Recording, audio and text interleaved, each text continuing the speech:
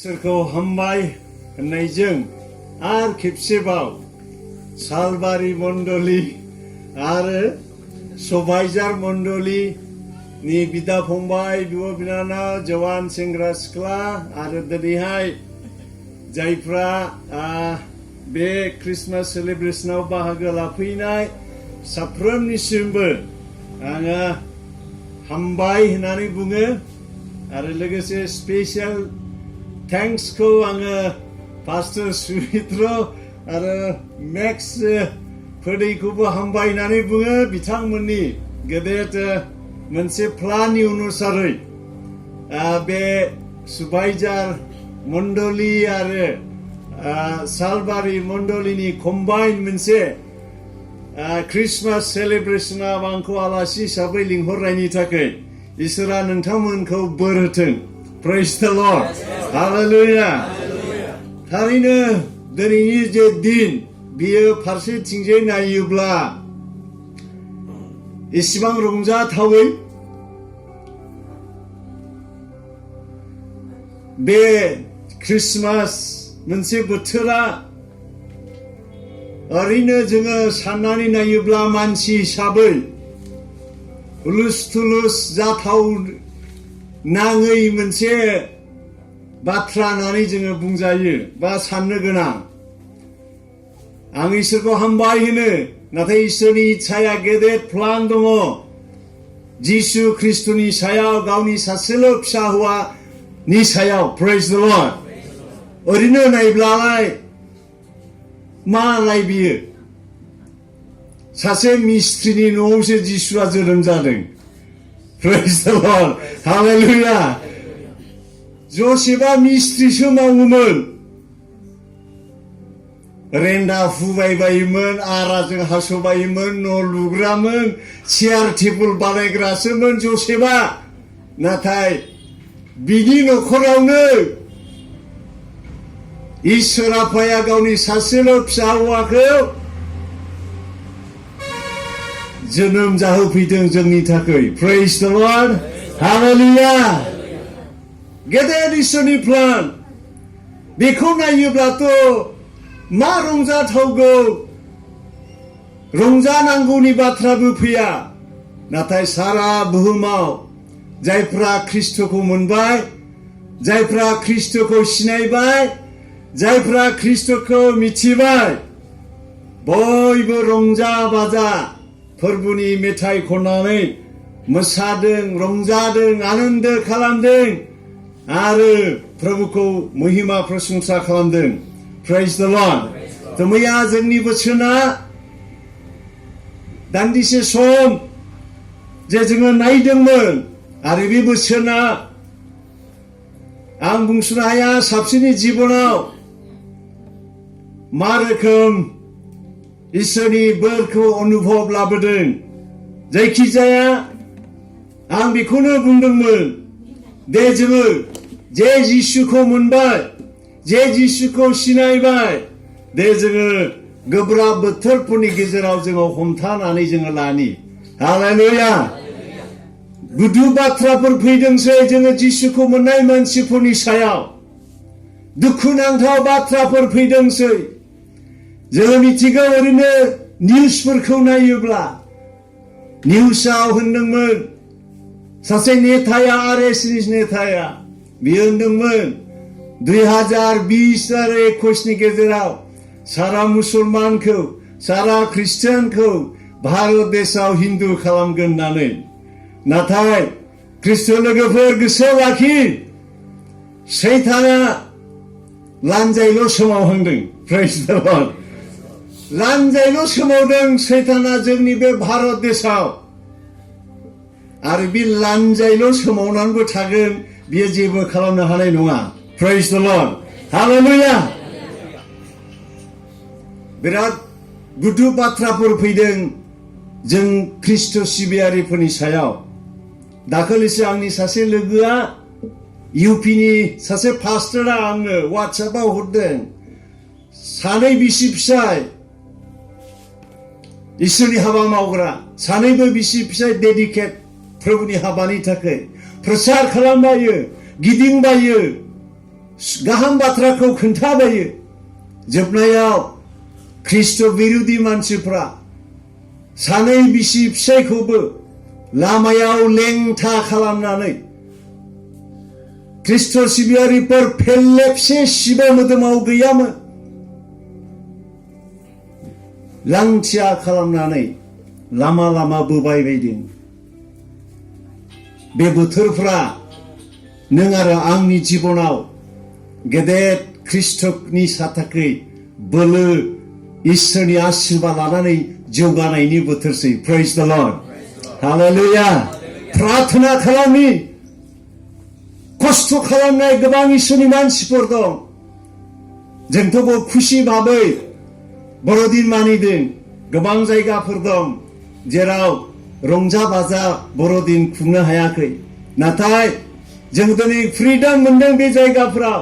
दे जोङो प्रार्थना बिसनानै होनि बै मानसिफोरनि थाखाय जाहाथे इसोरनि आशीर्बादा बिसिनियावबो थायो हालेलुया आं दिनै बर'दिननि नामै मोननै ग्रुपनि बिसयै आङो बुंनो थाखाय लुबैदों प्रभु जिसु ख्रिस्ट'नि जोनोम सानाव मोननै ग्रुप जिसु गथ'खौ नायनो फैदों मोनसे ग्रुपा जादों लावखारफोर मोनसे ग्रुपा जादों गोनोखोफोर आं दिनै बे ग्रुप मोननैनि बिसयै इसोरनि रावखौ नोंथांमोननियाव लाबोनो थाखाय लुबैदों जोङो सोलोंनि लावखारफोरनि जिबननि दारै जोङो सोलोंनि गोनोखोफोरनि जिबननि दारै दिनै बे ख्रिस्टमासआ दिनै जों बे बर'दिननि जे जोङो सेलेब्रेट खालामदों बे मोननै ग्रुप मानसिनिफ्राय दे जोङो सोलोंनानै जोंनि जिबनाव आशीर्बाद लाबोनि हालेलुया आङो इसोरखौ हामबाय होनो आङो दहाय होनदोंमोन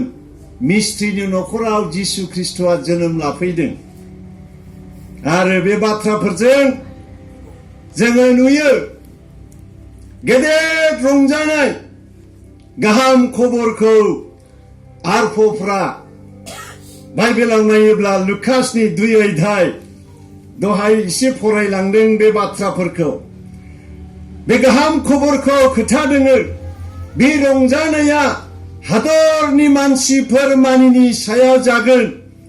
आरो बे आरफ'फ्रा लावखारफोरनो खोन्थाफैदों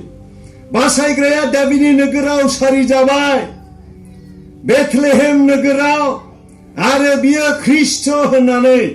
जेब्ला लावखारफ्रा दुब्लि बारियाव मोसौ गुमबाय थानायनि गेजेराव आङो हारियानायाव दंमोन खेबसे ग्रेस बाइबेल कलेजाव प्रग्रामाव आं एटेन्ड जाहैदोंमोन बहाय गोबां लावखारफोर गुजरातनि राजस्थाननि मोसौ होनानै लाबोयो बोरमा मेन्दाबो थायो बिसोरखौ आङो नुदों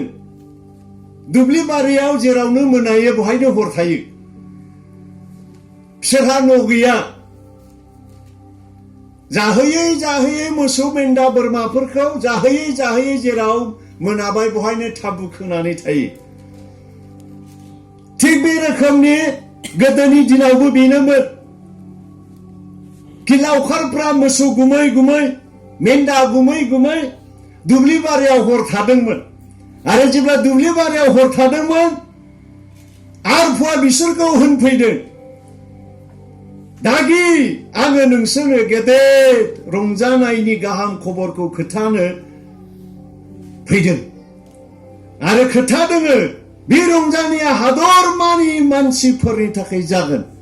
हालेलुया दिनै बे रंजानाया सारा पृथिबीनि मानसिफोरनि थाखाय रंजानायनि खबर सारा मानसिफोरनि थाखाय मोनसे बासायजानायनि डेभिडनि नोगोराव सारि जानाय जिसु ख्रिस्ट'नि बिषय खबर होफैदों बे समाव जोङो नुयो बाइबेला होनदों 15 फोराव लुकासनि 2 अध्यायनि 15 फोराव जों फरायब्ला नुयो आरफ'फ्रा जेब्ला बिसोरनिफ्राय सोरगोआव थांफिनो अब्ला लावखारफ्रा गावजों गाव होनज्लायदों खोनानानै होनदों जोङो बेथलेहेमाव थांनि आरो फोरबुआ जोंनो मिथिहोनायखौ जोङो नायनि हालेलुया मिथिनाय बाथ्रानि सायाव लावखारफ्रा गावसिनि मोसौखौ दुब्लि बारियाव मा जायो मा जाया गावसिनि मेन्दाखौ सिन्था खालामालाबायनो आंनि बिगोमाया मा बुङो मा बुङा मोसौखौ नागारनानै थाङोब्ला बोरमा मेन्दाखौ नागारनानै थाङोब्ला लावखारफ्रा बिसोरो जेबो सिन्था खालामालाबायनो सोरगोनिफ्राय फैनाय आरफोरनि गेदेर रंजानाय रावफोरखौ खोनानानै लावखारफ्रा मा खालामासै बिसोरो बुंलायासै गावजों गाव जोङो बेथलेहेमाव थांनि फोरबुआ जोंनो मिथिहोनायखौ जोङो नायनि हालेलुया अनलायग्रा ख्रिस्ट लोगोफोर आंनि दिनै बे इसोरनि बोसोन बुंनायनि आसल बाथ्रायानो बेनो कि लावखारफोरनि जिबननिफ्राय दिनै जोङो सोलोंनि बिनि उनाव जोङो नायब्ला नुयो जेब्ला लावखारफ्रा थाङो जोङो मिथिगौ बाइबेला जोंनो मिथियो बिसोरो मारियाम आरो जसेफखौ लोगो मोनहैदों मोनसे मोसौ गलियाव गावनि फिसा जिसुखौ नावद्रायाव दोननायखौ नुहैदों ख्रिस्ट लोगोफोर बाइबेला जोंनो मिथिहोयो जेब्ला बिसोरो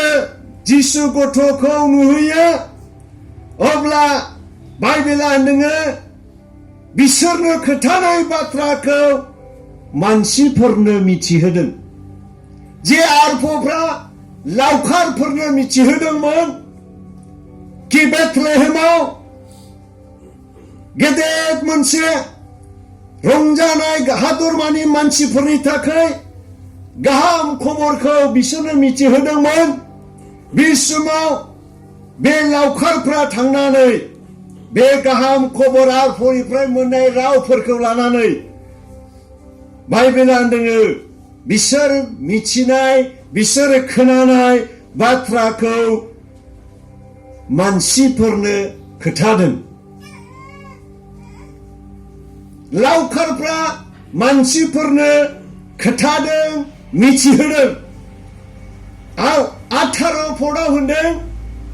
जायफ्रा खोनादों जों एसे ध्यान होनानै खोनासंनि लावखारफोरनि बाथ्राफ्राव जायफ्रा खोनादों अनलायग्रा ख्रिस्ट लोगोफोर आं बेखौनो होनगोन जोंनि बर'दिना सोरबा सासेनो जिसुनि बिषय खोथानायनि दिन हालेलुया बे जोंबो खोथानि जे जिसुखौ जों मोनबाय जे जिसुखौ जोङो नाजावबाय दिनै जोंनि बर'दिना सोरबा सासेनो जिसुनि बिषय खोथानायनि दिन लावखारफ्रा खोन्थादों गोबां मानसिफोर नायफैदोंमोन जिसु गथ'खौ नायनो सोरबा खोनादोंमोन आमोखानि न'आव आमोखिनि गुलि न'आव सोरबा गथ' सारिदोंनोलै सोरबा गथ' सारि फैदोंनोहाय होननानै गोबां एरियानि मानसिफ्रा खोनानायफ्रा जिसु गथ'खौ नायनो फैदोंमोन प्रेज द लर्ड बे समाव लावखारफ्रा बिसोरनो खोन्थादों बाइबेला होनदोङो बे जोङो फरायनि सत्रफोरखौ 2 अध्यायनि 17 पद लुकासनि 2 अध्यायनि 17 पद दे फरायसाय जेब्ला लावखारफ्रा गथ'खौ नुहैयो आरफोरनि खोथानायखौ गथ'नि बिसयै बिसोरनो रायथिदों ख्रिस्ट बिदा फंबाय बिब' बिनानावफोर जोंनि गेदेर कर्तब्य दं गेदेर जोंहा जिम्मेबारि दं कि दिनै जोङो बर'दिन फालियो नाथाय जोङो दिनै सोरनोबा खोथादों ने जिसुनि बिसयै दिनै जोंहा गोबां मानसिनो खोथानांगौ दं दिनै जोंनि जाथि गुस्थि जायफ्रा ख्रिस्टखौ मिथियाखै दिनै उसुं खाथि जायफ्रा ख्रिस्ट'खौ मिथियाखै जायफ्रा जोंनि लोगो लोब्बा जोङो अराय सम हाथाय बाजाराव थाबायफैयो जोङो रायज्लायफैयो जायफ्रा ख्रिस्ट'खौ मोनाखै सिनायाखै जों मा बिसोरनो खोन्थानो रोंदों ने आं प्रश्न दोननो थाखाय लुबैदों बे प्रश्नखौ आङो दोनदों जोङो बर'दिन फालिदों नाथाय लावखारफोर बादि मा जोङो जिसुनि बिसयै मिथिनाय बाथ्राफोरखौ सोरनोबा खोन्थादों ने लावखारफ्रा मा खालामदों गावसोर मिथिनाय बाथ्राखौ खोन्थादों आरो 18 पदआव होनदों जायफ्रा खोनादों बिसोरो लावखारफोरनि बाथ्राफोराव सोमोनांदों हालेलुया दिनै जोङो खोन्थानांगौ दं सोरबा लादों लाया जानो हागौ नोंनि बुंनायाव नोंनि खोन्थानायाव सोरबा खोनासंगोन सोरबा खोनासङा जानो हागौ नाथाय जोंनि खामानिया खोन्थानायनि खामानि प्रेज द लर्ड बर'दिना बिराद मोजां जोंनि सोरबा जुदि प्रभुखौ मिथियाखै सोरबा जाथि गुस्थिया सोरबा जोंनि उसुं खाथिया सोरबा जोंनि लोगोआ जुदि जिसुखौ सिनायाखैब्ला दे जोङो बर'दिनाव बिथांमोनखौ लिंहरनि न'आव प्रेज द लर्ड हालेलुया बर'दिननि मुङै माबा मोनसे जाहोनायनि असिलायै माबा मोनसे बिसोरनो आदर खालामनायनि अनुसारै दे जोङो बिसोरो नाजावब्लाबो लाब्लाबो लायाब्लाबो जोंनि खामानिया जादों जिसुनि बिसयै खोथानाय हालेलुया दे जों खोथानि लावखारफ्रा खोथादों जोंबो खोथानि जोंनि कलेज स्टुडेन्ट लोगो जायदि जोंहा लोगोफोर दं जों माबा मोनसे बुंदों ने मालाबाफोर जोंनि दायित्व दं जोंनि लोगो थाबायफाग्रा जोंनि अफिसाव मावग्रा एखे स्टाफ सोरबा जोंनि बिजनेस खालामग्रा स्टाफ जायफ्रा प्रभु जिसु ख्रिस्ट'खौ दिनैसिम सिनायाखै दिनैसिम मिथियाखै दे जोङो बिसोरनो खोथानि हालेलुया मा दिनैनिफ्राय खोथागोन ने लावखारफ्रा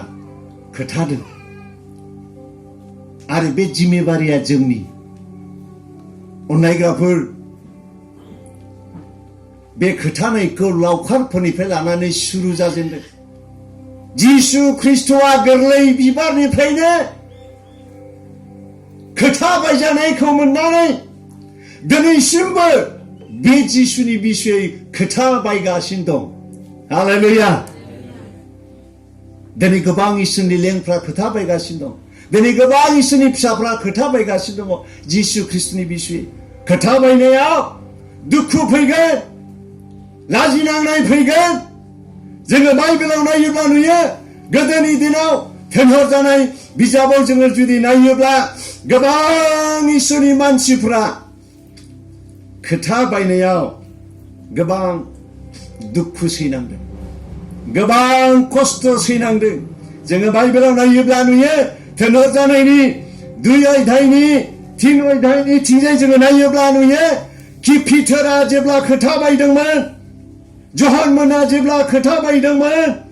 जोङो बिसोरनि जिबनाव फारिया लावरियाफोरनि सिगाङाव बिसोरो जेब्ला जिसुनि बिसयै खोथा बायदोंमोन जोङो बाइबेलाव जोङो नायोब्ला नुयो गोबां बे मानसिफ्रा बेसेसिम दुखु सैनांदों बिसोरो साबधान होजादों थोनहरजानायनि जुदि जोङो 4 अध्यायाव जोङो नायोब्ला नुयो बिसोरखौ बुंदोंमोन कि नोंसोरो दे मालाबाबो जिसुनि मुङै खोथा बावै बादि दिनैनिफ्राय नोंसोरो जिसु ख्रिस्ट'नि बिसयै दाखोन्थासै होननाय धमखि होजादोंमोन नाथाय ख्रिस्ट' लोगोफोर जोङो बाइबेलाव नायोब्ला नुयो थोनहरजानाय 4 अध्यायनि 20 पदआव जोङो फरायनि बेवहाय बे पिटार आरो जहन मोना मा होनदों दे फरायनानै होदो थोनहरजानाय 사료다니 비스포 मानोना जोङो जेखौ नुदों आरो बेसोरना 피터 आरो 저헌문아 마누나 जोङो जेखौ नुदों आरो खोनादों बेखौ खोथाया लाबानो जोङो बेखौ खोथाया लाबानो थानो हाया हालेलुया जों जेखौ नुबाय जों जेखौ मिथिबाय जोंनि खुगाया नुनाय आरो मिथिनाय बाथ्रानि सायाव सिरि थानो थाखाय नङा हालेलुया जहनमोना पिटारमोना होनदों जोङो जेखौ नुबाय जोङो जेखौ खोनाबाय जोङो बुङालाबायनो थानो हाया दिनै ख्रिस्ट' सिबियारिफोर जों खोन्थाग्रा जानि जों मिथिहोग्रा जानि बेनिखायनो प्रभु जिसु ख्रिस्टआबो बुंदों थां सारा संसाराव गाहाम बाथ्राखौ फोसावहै दे जोङो लावखारफोर बादि खोन्थाग्रा ख्रिस्टियान जोङो जानि जोङो सिगिजागोन जोङो रायजागोन जोङो बुजागोन जोङो होखारजागोन नाथाय जोंनि खामानिया खोन्थानायनि खामानि हालेलुया जों बुंनि जों मिथिहोनि बेजों इसोरनि आशीर्बादखौ जोंनि जिबनाव लाबोगोन अनलायग्राफोर दिनै जोङो लावखारफोरनि कारेक्टारफोरखौ जोङो नायो बेवहाय कि माबादि बिसोरो जिसु गथ'खौ नुनानै मानसिफोरनो खोन्थादों जेब्ला जिसु गथ'खौ गोबां मानसिफोरा नायफैदोंमोन मोसौ गलियाव सारिजानाय अन्याय भाबै न' बां गैजायै बादि मावरियाफोर बादि थानो थाखाय न' गैयै जानाय सासे जिसु ख्रिस्ट'आ जेब्ला मोसौ गलियाव सारिजाफैदोंमोन गोबां मानसिफ्रा नायफैनायाव लावखारफ्रा खोन्थादों जे बाथ्राखौ मिथिदोंमोन आरफोरनि मिथिहोनाय बाथ्रानि सायाव मानसिफोरनो खोन्थादों दे जोंबो दिनै संसाराव थानाय समाव खोन्थाग्रा जानि जिसुनि बिषय जोङो मिथिहोनि हालेलुया हालेलुया दुखु फैगोन खस्थ' फैगोन सैनांनाय जा बाथ्राफोर फैगोन दे नाथाय जोङो दिनै खोन्थाग्रा जानि दहाय आङो जेरै खोन्थादोंमोन इउपिनि सासे पास्टरनि बिषयहाय माबादि खोन्थानायाव माबादि इसोरनि हाबा मावनायाव सुसमाचार फोसावबायनायाव सानैबो बिसि फिसाय लांथिया खालामनानै बाजारे बाजारे टाउने बोजादोंमोन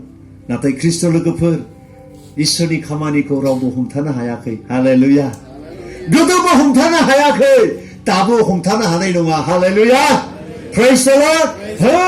खस्थ'आ फैगोन खोन्थानायाव नासयजानाया फैगोन खोन्थानायाव गामिनिफ्राय होखारजानायाव फैगोन बुग्लिजानाय फैगोन